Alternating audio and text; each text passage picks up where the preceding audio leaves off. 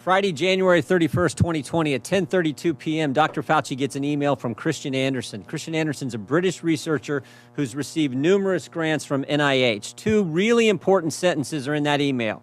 Two sentences that get Dr. Fauci's attention. The first is this: the unusual features of the virus make up a really small part of the genome.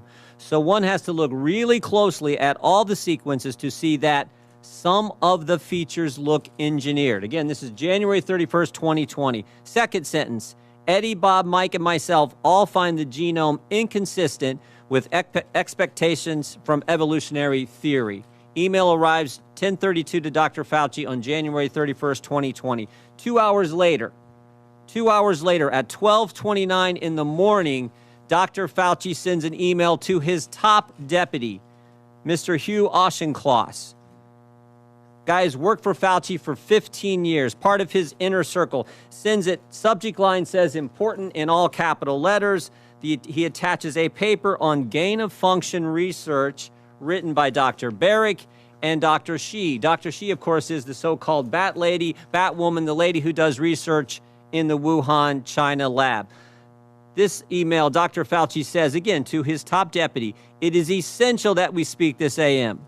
Keep your cell phone on, read this paper. You will have tasks to do today that must be done. Notice the intensity.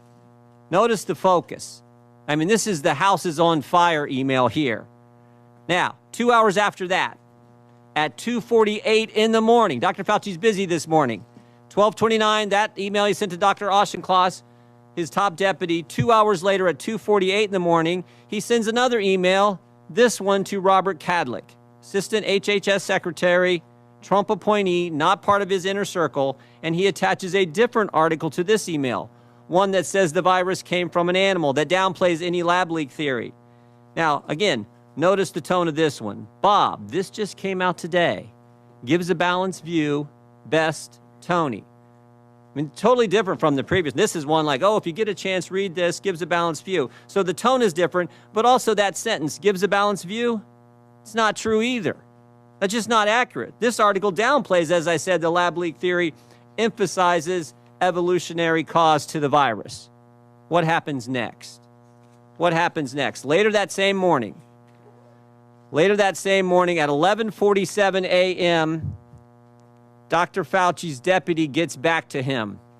I just want to read you this whole email. The paper you sent me, the one he sent him on, that was written by the virologist from Wuhan, China, and Dr. Barrick, the paper you sent me says the experiments were performed before the gain-of-function pause, but have since been reviewed and approved by NIH.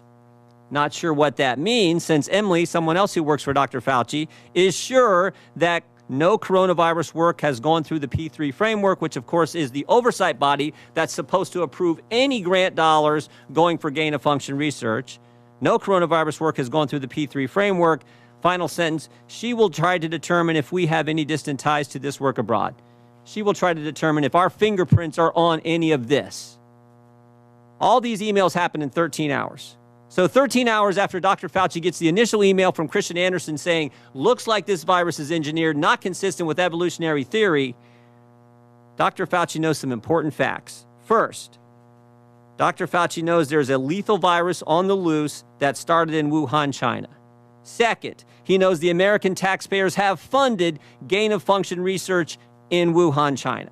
Third, he knows that the research grant didn't go through the required oversight board. Fourth, he knows the virus, quote, looks engineered and, quote, not consistent with evolutionary theory. And finally, fifth, Dr. Fauci knows he may have ties to this work in China. His fingerprints, in fact, may be on this. So what does Dr. Fauci do next? After he says, oh, whatever, what does he do next? He organizes a conference call for later that same day. I mean, this is the busiest 24 hours I think I've ever. He organizes a conference call, 12 people on the call. Dr. Fauci and 11 virologists from around the world. Virologists who've gotten millions of American tax dollars over the past several years. Now look at this list. Here's the list of people. There's only 2 Americans on the list, Tony Fauci and one other. Most of them are from around the world, as I said. I think the first thing you notice is who's not on the call. Who's not on the list? Is Dr. Kadlec on the list? The guy he sent the email to at 3 in the morning? Is Dr. Redfield the head of CDC? Dr. Girard, who's with us today, Assistant Secretary at HHS at the time. Dr. Birx, the lady who's soon to be COVID response coordinator. In fact, there's no one from the government on the call except Tony Fauci.